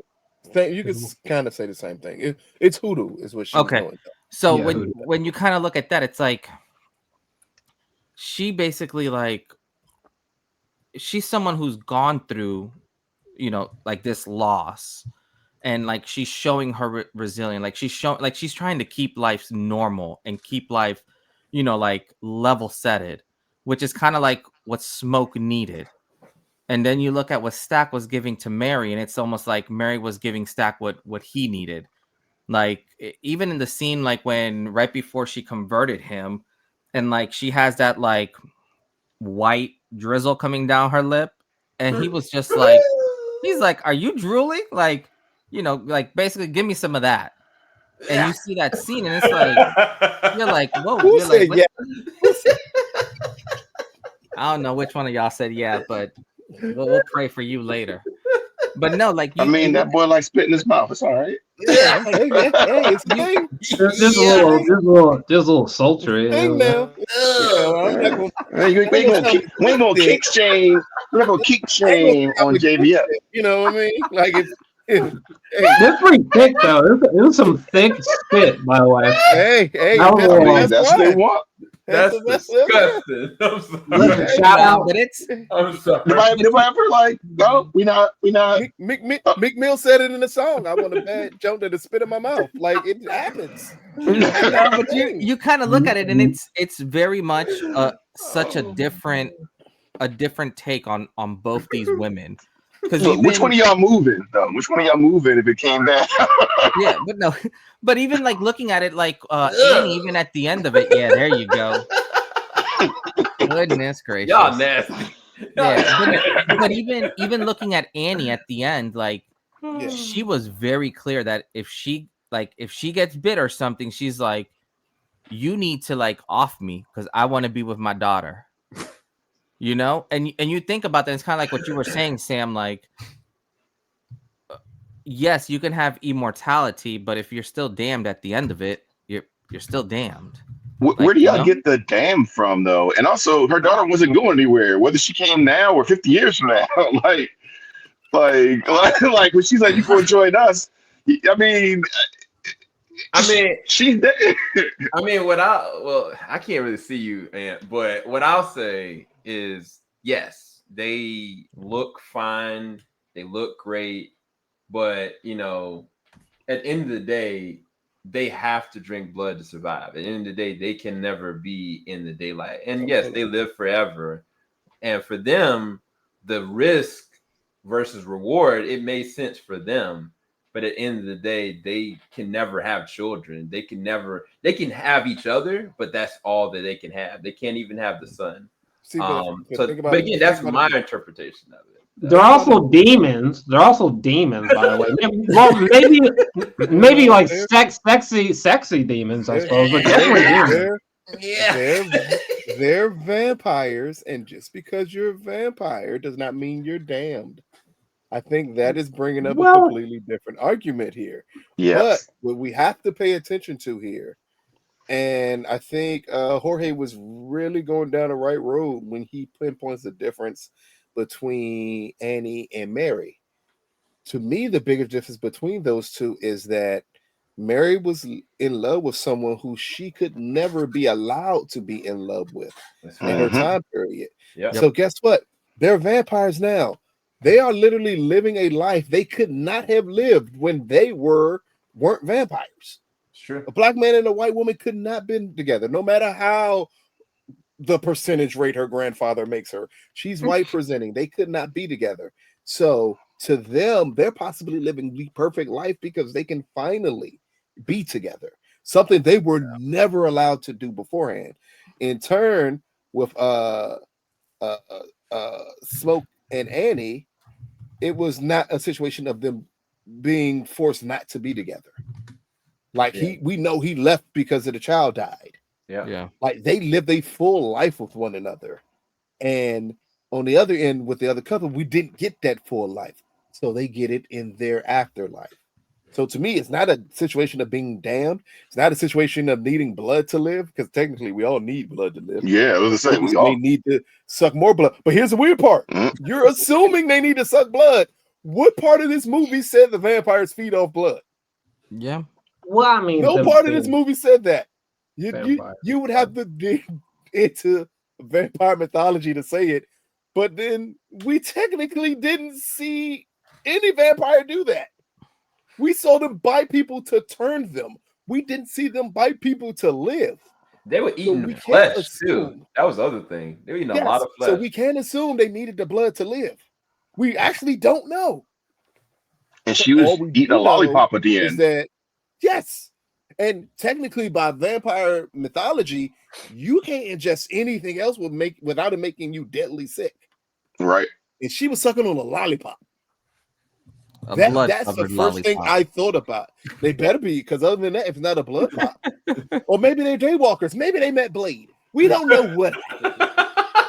We have the slightest idea what happened here. There are definitely many ways to portray vampire lore. That's for sure. So I'm not going to say that they're down, but I am going to say that they got to live the life that they always wanted to live, and it took for them to be turned to live it. Yeah. Because they've literally now gone through generations where them being together is now okay. Yeah.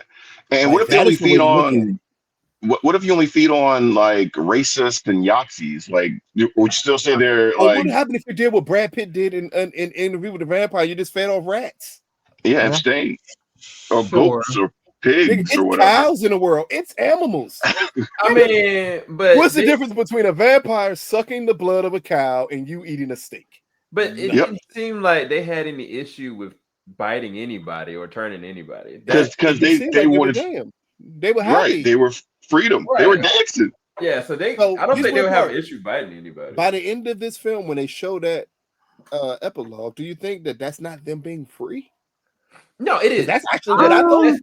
They're finally free because they're free to be themselves. They're free to be together. And they were upset that Annie got killed. They were upset that Annie got killed because they wanted them all to be together. They wanted all four of them to be together. Mike. They were angry that he killed Annie. No, that's why I prefaced it that they chose that, and that is for them freedom. And there's no way, shape, or form around that. Question real quick: when Annie threw that random shit on the table, did anybody ever think she was doing hoodoo? I did this movie where the vampires come in and she just throw a bunch of random shit on the table. You think, oh shit, she about to go? And right, like where's the powders and all that shit? Nothing happened. I thought this was the dusk till dawn. You're gonna bless all this holy water, and we're gonna have a weapon, or where did they get holy water from? Wasn't Somebody explain me where they got holy water from? Wasn't it pickle juice? Garlic. Yeah, garlic juice. No, it was garlic. It was garlic. She said it was garlic juice. That's a hell of a lot of garlic juice. Just randomly to have. Juice? No, remember they explicitly said holy water.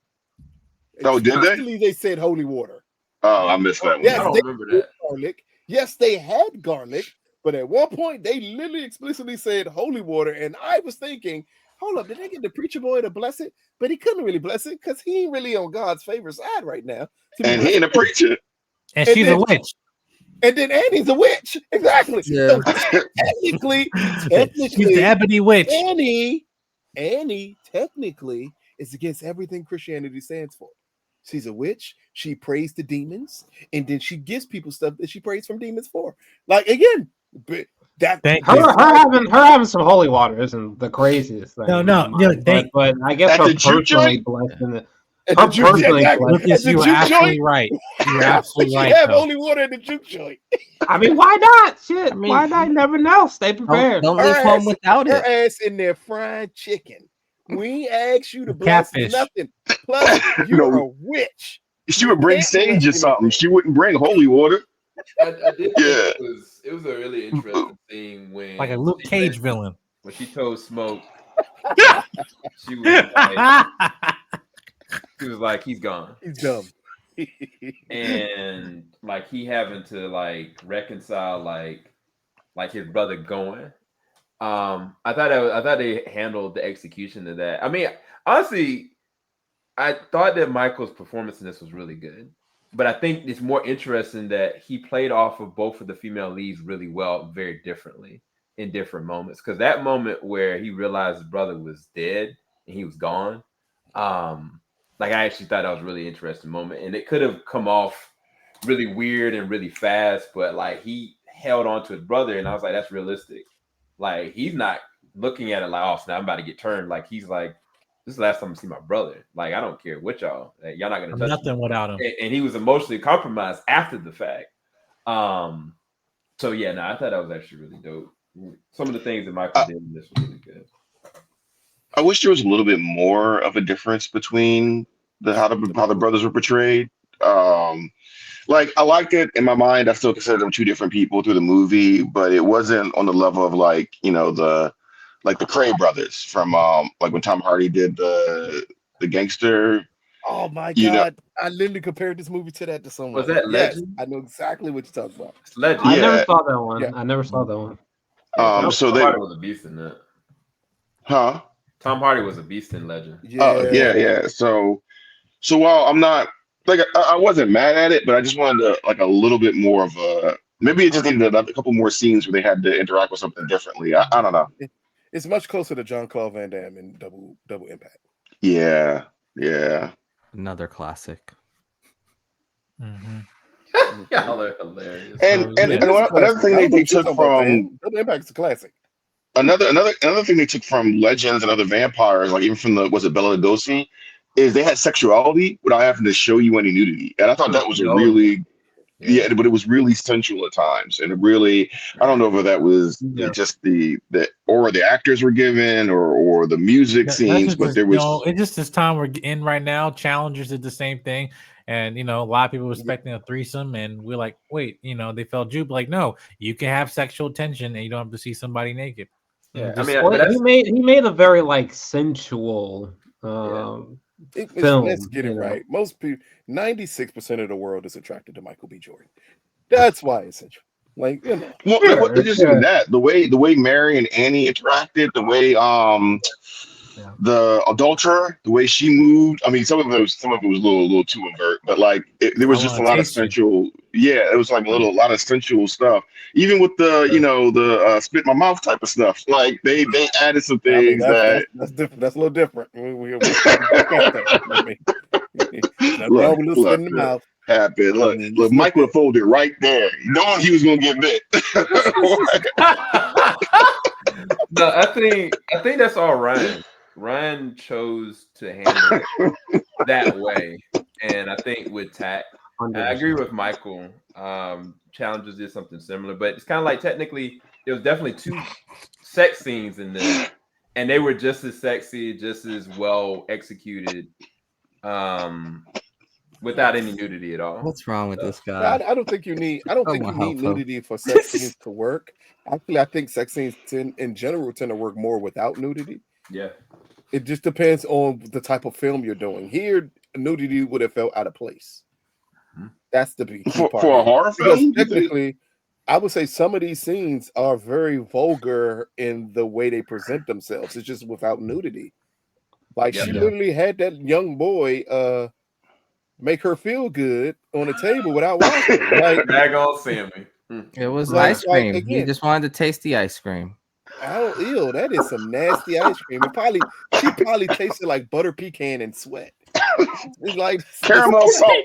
Caramel salt. Butter. It may be shea butter. Was it? They had the butters back then. They had no shea butter back then. She smelled like Crisco. And she walked there. And she walked there. How many miles in Mississippi? She was dancing in Mississippi. And she was dancing. Oh my God.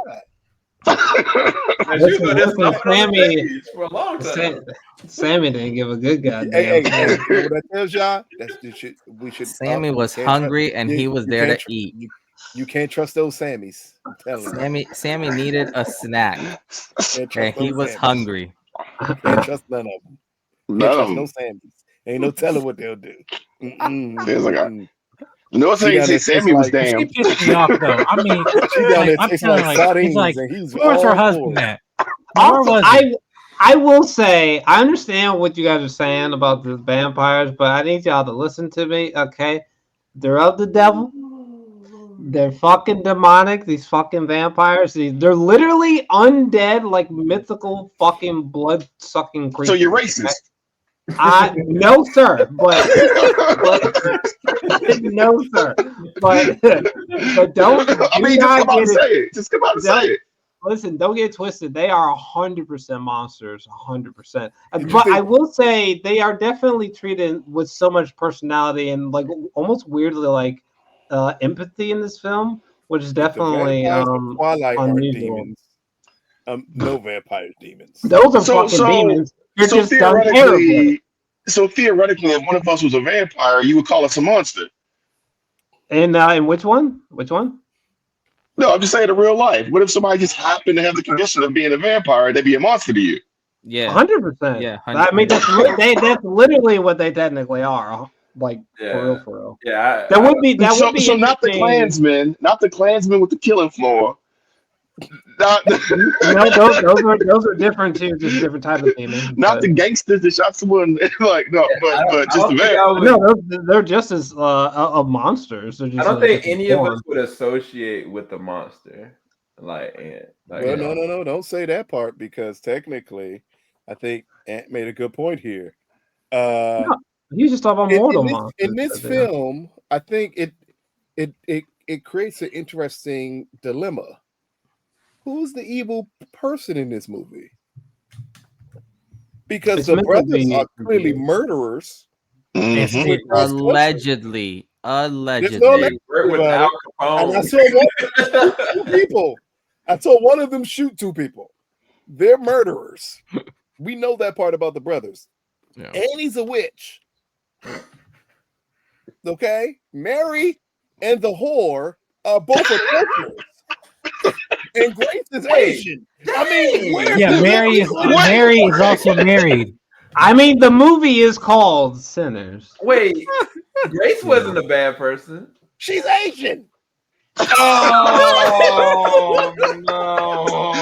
All right, well, here at JVS, we do not condone any of the. Yeah, we do not condone racism. I'm not saying she's Asian because she's evil. I'm saying she's Asian because we don't call her Grace anymore. She's the Asian lady who gave up the juke joint to the vampires. But she completed her task. She saved her daughter. No longer deserves a name. But look, she had to do what she did. Wait. I disagree with that. Why would you say she save his wife? No, and to get to his daughter. She did have to. Yeah, the Remick clearly stated like, I know your daughter's back home and all. Like, she knew that she had a choice.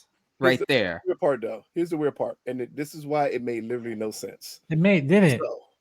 So, well, I have an argument for it, but I'll let you. He's going to go back miles upon miles away, most likely in the sunlight, to murder your daughter before you could get to her. That's not going to happen. But he can fly, Lucas. He's not but Lucas, it was nighttime. He's not leaving the vampire orgy to go get she don't know she's that. Thinking right. She's thinking emotionally. She's not thinking logically. No. Look, this is what it is, right? Hold on. Isn't he a hive mind? He doesn't have to. Yeah. So he said he spoke Chinese. He say Mandarin. He spoke Mandarin to you, right? He did. Yeah. He talked about how she liked to be licked. She knew that as long as her husband was alive, they could go get her daughter, or her husband could go convince her daughter to come out. So I get it. It wasn't strategic. Her goal was not for them to survive. Her goal was to kill her husband, to take away that knowledge from the hive mind, to protect her daughter, because that's what he threatened. And her you see, she didn't have any survival instincts in that attack. It was to go right for Bo. She went right for the husband. She did. Was that to take away the knowledge of the hive mind? Here's the problem, though. Once he knew it, you can't take away. We don't know that. She didn't know, and she was emotionally thinking. She did not care. At no point in time, right. once this person is dead, I can no longer. I don't have access to that information. We don't know it. But he never. So then, why would she think that? I think she wasn't. So thinking. I would guess her husband that. got turned. She was emotionally compromised. Right. So She wasn't thinking about everybody in the She was bar. emotionally compromised. In a hive mind. But what does that have to do with her saying, "Come in here, you motherfuckers"? That is stupid. That was. It is. Look, is it strategic? No, but she accomplished her goal. No. Here's the weird part, though. Here's the weird part. She accomplished nothing.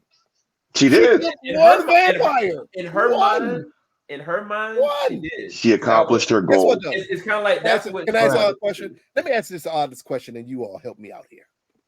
She kills Bo, right? Remy manages to turn Sam, and he kills everyone in the town. What goal did she accomplish then? Nothing. But you know the goal she actually did accomplish? She actually accomplished the goal of making it easier for them to capture the whole town. Because that wasn't.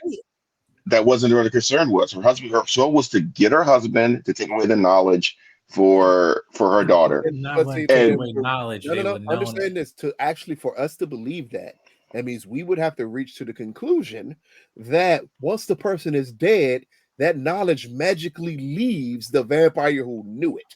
So I would We assume that he say can't speak would be Mandarin her anymore. goal. We can't, but we That's can't. not- We can't no. say that's her goal when we can't prove logically that that's actually something that would happen. And they're not going to We waste have I- to time. go I by the would way the assume- movie moves, and the movie never says this. Matter of fact, matter of fact, it goes opposite because I'm keep on calling him Remy.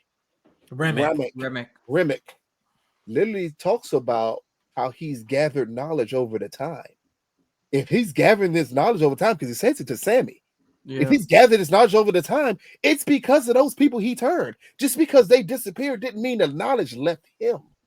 He still had the same knowledge, and he tells Sammy this right before Sammy hits him with the guitar. He's telling him, "I've gathered all of this knowledge from all of these people. I've gathered all of this knowledge." If he's gathering all this knowledge because he can read all of these minds, them going away wouldn't stop him from no longer being able to. He would need to explicitly say that I got this knowledge from linking with a hive mind. He could have gathered knowledge just by experience. But again, she doesn't know all this conversation. I would assume if we're a hive mind, if we're like sense 8, if we're sense 6, and we want to get rid of your knowledge, and they take you out, even though we had access to it, or maybe we know some rudimentary stuff left over, we still don't know intimate details, just like sense 8. Now you can say you wouldn't think that, but based on what she knew, I would think that. Now, I'm not going to say I would have the I would like let them in like that, because a home base is a great advantage. But she accomplished her goal. I'm just saying, the if we're following any form of a mythos of vampires, which this film is asking you to do so, and it's asking you to do so without giving you much knowledge of it. If we follow that, once that vampire gets that information never leaves that vampire. That's true. It's almost the movie is asking you to rely on knowledge you already know about vampires. Than that, they spend more time on. Oh, you know what vampires is, right? So I don't have to explain this to you. Yeah, so if anything, but that's what make I would be more willing to accept she had an overly emotional response. But then I'm also questioning, why didn't they just throw her ass out there? Because they already threw one there. They already threw one of them, and it was a mistake. And like, no, we're not going to throw the other one. You out there to the vampires. Do what you got to do. I'm not stopping you. I'm not holding someone hostage in here from vampires. Oh, they should have shot her. They should have shot her. And then they should have let her go when she wanted to leave, and they were telling her to stay in. Let her go. They should have shot her. No, I mean, no, they made a mistake. You know, the first time they threw the first dude out. And they're like, oh, wait, he wasn't big. I know about to close this out. I just want to say one more thing, and then we close this out. Because this film, the thing that angered me the most is that it is established that for vampires to come in, you have to invite them in. That is established. It establishes part of the vampire mythos that you have to invite a vampire in. You know what other thing is part of that mythos about letting vampires in? Once you're in, fucking say I rescind your invitation and they have to leave. It's the same mythos. And yet in this film, where Annie knows that you have to invite a vampire in, you telling me at the same time she didn't know that you could rescind that invitation to the vampire and they would leave? First off, I ain't never heard that. I ain't gonna lie to you. Oh no, no. I ain't never heard every vampire movie with an end fight. The moment you say I've heard in the invitation, that mother. It's been a minute that it's been implemented in the film, that at least one that I thought was like great or memorable. But yeah, that is a thing. I don't know about. I can't remember films. He's right. But they usually have something where you have to so they had you can rescind it. Like a revoking domain or something like that. You have no domain here. Please leave. But also, technically, in a lot of things they couldn't. That wouldn't even work because nobody slept there. That wasn't anybody's living dwelling. So technically, the invite isn't even needed. So because nobody lived there, so nobody slept there at night. Nobody that wasn't a home. Because if we go by that premise, also it's supposed you can only be invited by an owner or a resident of the Right. That's why I was like, eminent domain is Asian one of the woman in things with like the originals. Like you have to be the person that owns the home to do it. If it's like a church you that's have- like open up to the public, you can't like say you can't come in because anybody can come in through that. Yeah, Or so like technically a in most museum, events that wouldn't even work. right. That's kind of. But anywho. But once you get to the myth of saying that I have to invite you in, I can rescind your invitation. It happens all the time in vampire movies. And I'm like, wait, if you know that they have to be invited in, how could you not know that you can rescind that same invitation? So technically, Lucas, if you were to how would you invite me in if I was a vampire in the movie? Wait, no. invite We you in, gotta close. Don't even answer that question. I don't know what he's on some weird stuff tonight. He went to a wedding. He's been acting weird all night. All right, so everybody, can you guys? And it was in Scotland. Oh shit! Can you give your final thoughts, Lucas, on this movie? And I mean, if you want to put your rating up, you can. But really, just a closing thought. No. My rating will be saved for my Rotten Tomato review. But again, as I said before, Sinners is a film that gets an A for effort. It has so many grand ideas. I don't believe any of them were executed, but at times you still have to give credit for the attempt. This was a brazen attempt by someone to put $100 million into this type of film, and just to get audience intrigued by it. And on that level alone, I give it credit.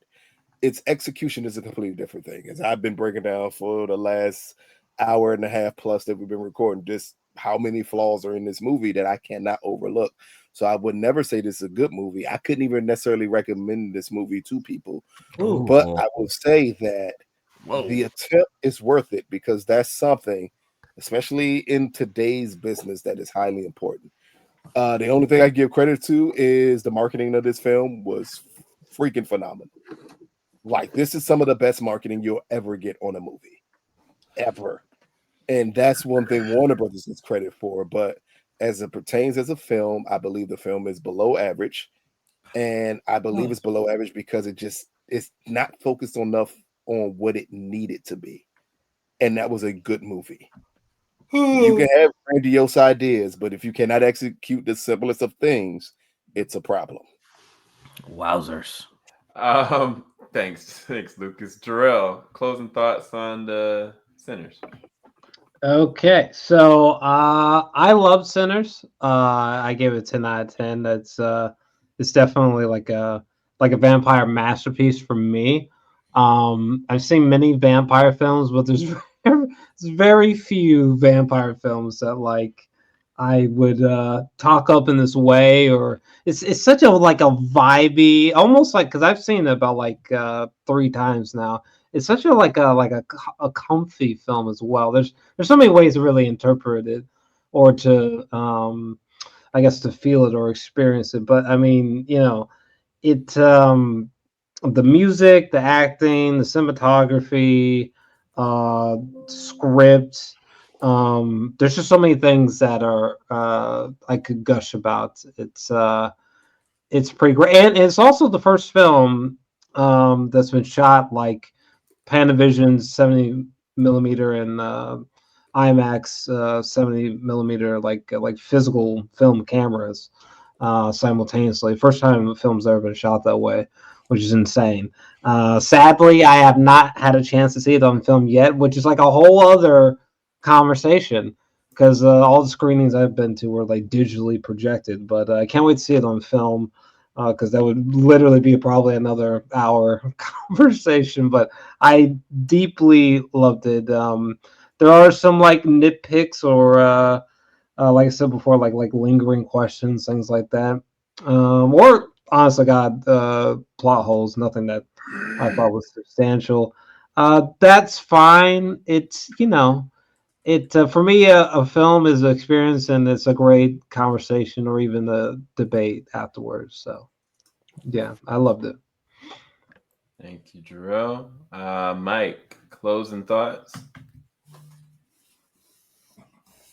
I'll say I think Sinner, to me, I think it was the best film this year so far. But that's not saying much in terms of Let's just keep it honest. For this year, because it is April going into May. That being said, I think this is Ryan Coogler's best film. That I feel like he, from a technical perspective, this is his best film. I think again in terms of aspect ratio, shooting this in IMAX and everything. And I want this film to succeed in the box office, just for not just in terms of people of color, but for everybody.